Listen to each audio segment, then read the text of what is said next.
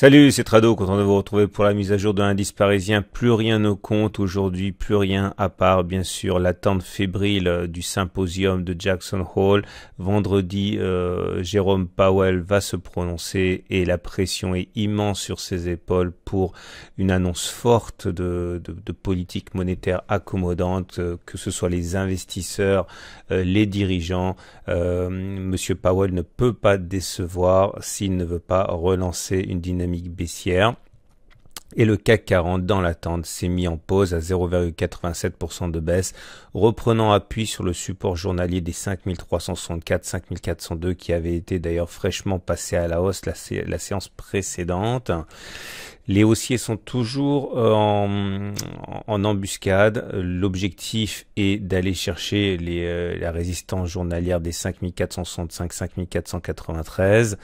À moins que M. Powell ne déçoive, ce niveau devrait être testé. Il devrait être testé et il devrait être difficile à passer. Tout d'abord parce que c'est un niveau de résistance, qu'il y a un gap. Tout ça, ça constitue des obstacles. Et également parce que c'est l'objectif du gap 5325, 5308, ce gap de continuation dont l'objectif est d'aller chercher justement le gap suivant des 5450, 5500. Donc il faut s'attendre à ce que des traders descendent sur ces niveaux.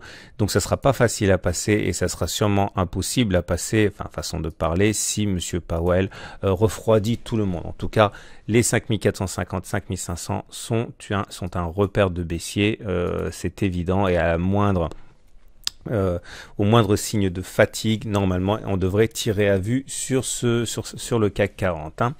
Regardez toujours en place la fourchette d'Andrews, un plus bas, un plus haut, un plus bas. L'objectif, rappelons-le, est d'aller chercher la médiane de la fourchette d'Andrews qui sera demain à environ 2,3%, 2,2%. C'est pas impossible en une ou deux fois, mais encore une fois, vous l'aurez compris, tout ça dépendra beaucoup des fondamentaux et de ce qu'annoncera le taulier de la Fed. Nous avons au niveau des chandeliers japonais un harami baissier. Alors un harami baissier, c'est une bougie verte suivie d'une bougie rouge, la bougie rouge dans le corps de la bougie verte.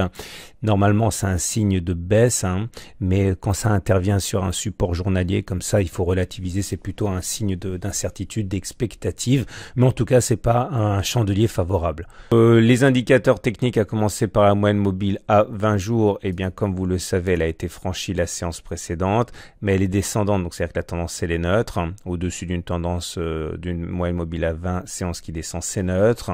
On est venu la tester.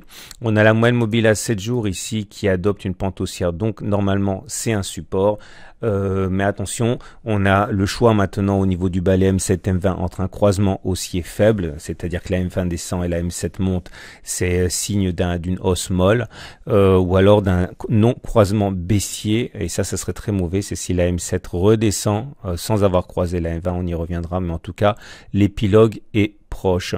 Les bandes de Bollinger se sont mis à converger. C'est une réduction de la volatilité par rapport à ce qui s'est passé précédemment.